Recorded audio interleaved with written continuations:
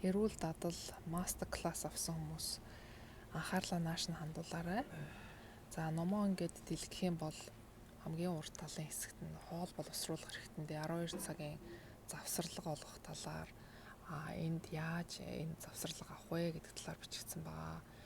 Тэгэхээр номд яагаад 12 цагийн завсарлага авахыг чухалчилсан бэ гэдгийг энэ судалгааны гоё бүдүүч зурган дээр тайлбарлая.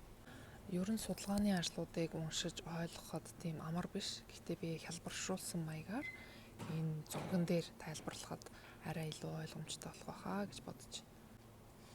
Бидний биеийн дотор эрхтэнгүүд бүгдээрээ цагтай гэж ойлгож болно. Хэрвээ энэ зургийг дөхүүлээд ингээ харах юм бол илэг, нойр булчирхай гэдэг эрхтэнгүүдийг ингээ харуулчихсан байгааз эдгээр нь өөрийн гэсэн цагтай унтаж байхад нэг үйл ажиллагаа явуулна, сэрүүн байхад бас өөр үйл ажиллагаа явуулдаг. Хамгийн эхлээд илгийг аваад үзье. Илэг гэдэг энэ эрхтэн маань хүнийг сэрүүн байх явцад өглөөнөөс ахуулаад орой орондоо орох хүртэл энэ хугацаанд ямар үйл ажиллагаа үүргийг гүйцэтгэж байдаг вэ гэж. Тэгэхээр хамгийн түрүүнд бидний эзсэн нүүрс уснаас жишээлбэл уул бов, бов борцог, талах, үр тариа, цагаан будаа гэдэг эндээс энергит хэрэгтэйг нь ашиглаад илүү гарсныг нь хожим хэрэглэхийн тулд илгэн дээр бас булчин дээр хуримтлуулдаг. Жишээлбэл дасгал хийх явцад хоол идэхгүй урт хугацаанд хоол идэхгүй байх явцад яах нь тэр хуримтлуулсан хэсгээсээ буцаад хүний бие авч ашиглах зориулттай. Үүнийг үүсгэдэг. Хоёрдугаарт холестериныг нийлэгжүүлнэ. Бидний даавар эсийн бүрхүүлд холестерин хэрэгтэй. Үүнийг илэг өөрөөсөө нийлэгжүүлж чаддаг. Эсвэл бидний эзэн өөх тустай хоол хүнснээс нийлэгжүүлж бас чаддаг. Илэгний дараагийн нэг үүрэг нь цөсийг бий болгодог. Илгэнд цөс бий болоод өөх тустай хоол хүнс эзсний дараа жишээлбэл ууцтай, өөхтэй ууц зүсээд итгэж тэрийг задлах цөсийг илэг бас бий болгодог. За тэгвэл одоо булчин. Биднийг сэрүүн байх явцад булчин хөдөлж байгаа гэсэн үг тийм. Ямар нэгэн байдлаар бид нар хөдөлт өглөө босоод ороо хураагаад алхаад яваад байна гэдэг нь булчингаа ажилуулж гин гэсэн үг. Түүнд юу хэрэгтэй вэ гэхээр булчингаа ажилуулах энерги их сурвалж хэрэгтэй.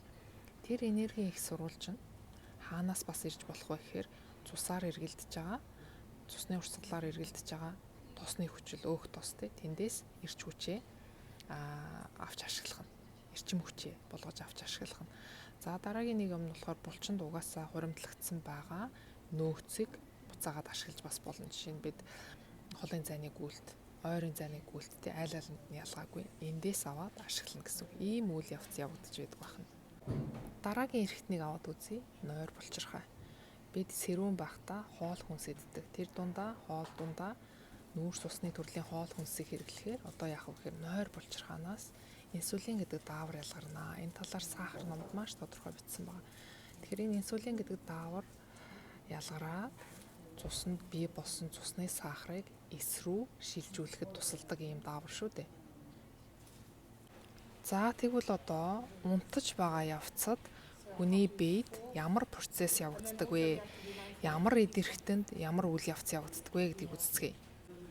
Илэг хүнийг унтаж байгаа явцад уураг, өөх тосноос энергийн их үүсвэрийг өөрөөр хэлбэл сахар буюу глюкозыг бас үүсгэж бий болгодог. Яг гэвэл энд гаднаас хоол хүнс орж ирэхгүй байгаа учраас уураг тосноос яах нь энергийн эрч хүчийг үүсгэж бий болгож идэг. Сэрүүн байх явцад илгэн дээр нөөц үүсдэг гэж түрүүн хэлсэн тий. Одоо болохоор унтаж байгаа явцад эсрэгээрээ тэр нөөцнөөсөө задлаад буцаагаад цусны сахарыг бий болгодог. Өөрөөр хэлбэл унтаж байгаа явцад гаднаас хоол орж ирэхгүй тийм ээ. Тэгэхээр хүний биед хэрэгцээтэй цуснд одоо глюкозын их сурвалж сахар хэрэгтэй болонгод яах нь нөгөө илгэнд нөөцлсөн байсан нөөцөөсөө буцаад задлаад ингээд цуснд нийлүүлэх нэ. За илгэнд бас митохондри нэмэгдэж идэг. Митохондри гэдэг нь одоо эсийн дотор байгаа цахилгаан станц гэж нэрлэж болно. Тэгэхээр шөнө унтаж байхад бас яах нь илгэний митохондри нэмэгдэж идэг байна шүү дээ. За тэгвэл дараа нь булчинд юу явагдаж байдаг юм бэ? Унтаж байхад бид булчингаа ашиглахгүй унтаж байгаа гэж боддог. Гэтэл булчинд бас зөндөө үйл ажиллагаа явагдаж идэг. За ямар үйл ажиллагаа явагддаг вэ? Булчин хүчил төрөгчийг ашиглаад өөх, сахар зэрэг хүнсийг энерги болгон хуургадаг. Амарч байгаа болохоор огцом их энерги хэрэггүй те. Тэгэхээр бие өөхийг аажмаар шатаагаад бүх зүйлийг хэвийн ажилуулж байгаа гэсэн үг.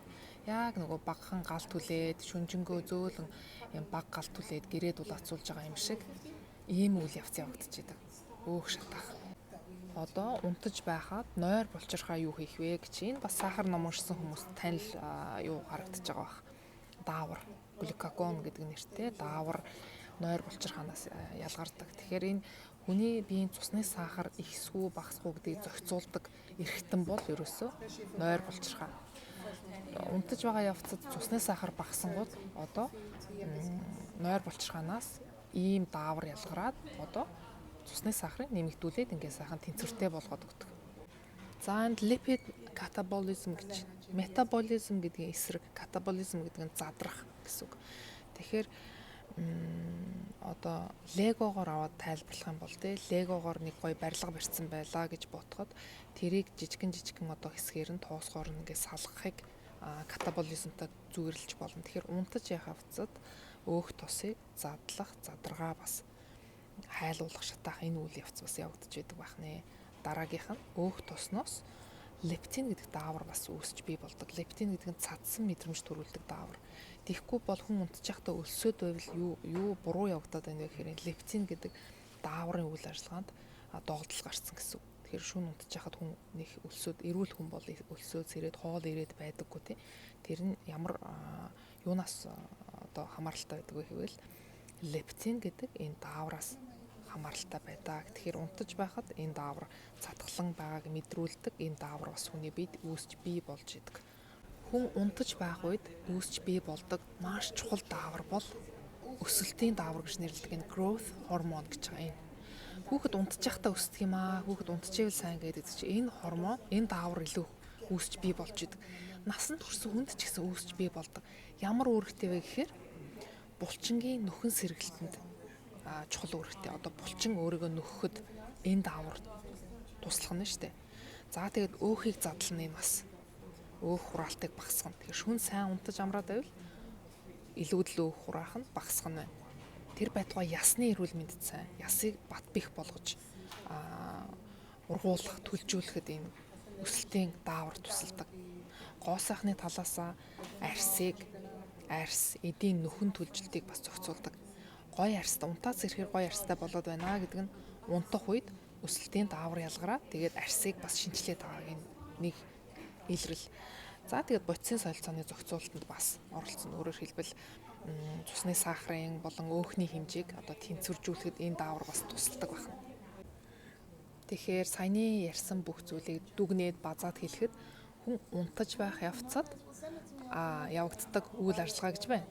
Сэрүүн байхад гадаа нар гарчихсан гэгээтэй байхад явагддаг үйл ажиллагаа гэж бас байна. Үүнийг алдагдуулдаг юм нь юу вэ гэхээр нэгдүгээр шөнө унтах цаг болчоод амрах цаг болцоход байхад гаднаас хоол унд орж ирэх бие рүү. Шөнө 10 цаг болцсон байхад 11 цаг болчихсон байхад хоол хүнс идээд авах юм бол энэ үйл явц алдагдаж эхлэх нь. Хоёрдугаарт гэрэл шөнө унтах цаг харанхуй байх ёстод гэрлээ асаагаад унтахгүй байгаад ах юм бол утсаа хараад ах юм бол бас энэ сайхан үйл ажиллагаанууд алдагдаж эхэлнэ. Тэгэхээр хүний биеийн дотоод цаг буюу энэ нарийн зохицолтолгоог дэмжих хамгийн хялбархан арга нь мэдээж эртхэн унтаж амрах тийм ээ. Нөгөөх нь болохоор шөнө ходоодондоо хоол боловсруулах хэрэгтэндээ завсарлага олгох. Өөрөөр хэлбэл унтаж байгаа цагтаа гаднаас бие рүүгээ хоол оруулахгүй гэсэн үг. Хүний биеийн дотоод хэмнэл, уялдаа холбоог маш сайн ойлгож авсан бахаа гэж найдаж байна. Хамгийн гол нь одоо энэ ойлгож авсан мэдлэгээ хэрэгжүүлэх. Үүнийг хэрэгжүүлэхэд юу туслах вэ гэхээр энэ номын хамгийн артлын хэсэгт байгаа дадал хэвшүүлэх, тэмдэглэл танд туслана.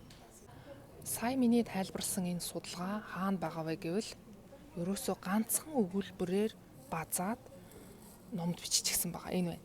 Шөнө унтаж амрах цагаар хоолоо сойсноор биеийн дотоод цаг зөв ажиллана гэдээ бичсэн байгаа.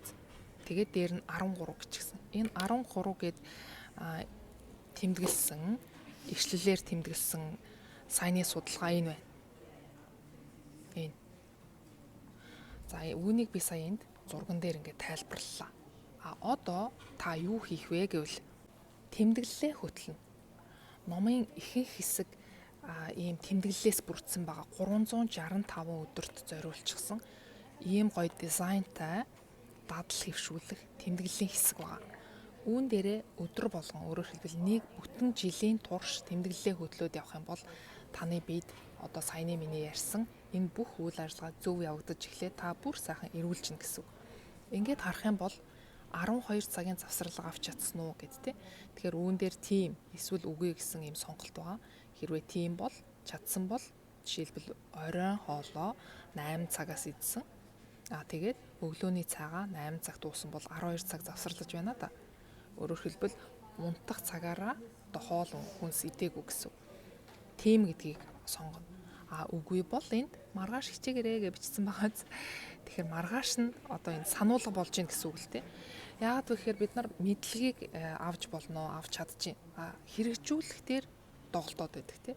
Гэтэл ийм дэвтэр байснараа өдөр болгон ингэ тэмдэглээд явхаар хүн яадаг вэ гэхээр би чи нэрээ 12 цагийн завсралга авах хэвээр 11 цаг болж гин би одоо юм идэхгүй тисчээ. Тэгэх юм бол миний биеийн үйл ажиллагаанд маш сайн байх нь байна шүү дээ гэж бодоод ингээд хүнд гой сануулга болдог учраас энэ номын артлын хэсэг дандаа ийм дасгал ажлын дадал хэвшүүлэх юм тэмдэглэлтэй байгаа шүү. Шинжлэх ухаан сэтгүүлд нийтлэгдсэн энэ судалгааны дүнг өнөөдөр ингээд товчхон та бүхэндээ тайлбарлаж өглөө. Эрүүл дадал мастер класс хураангуйг худалдаж авсан бүх хүмүүстээ маш их баярлалаа.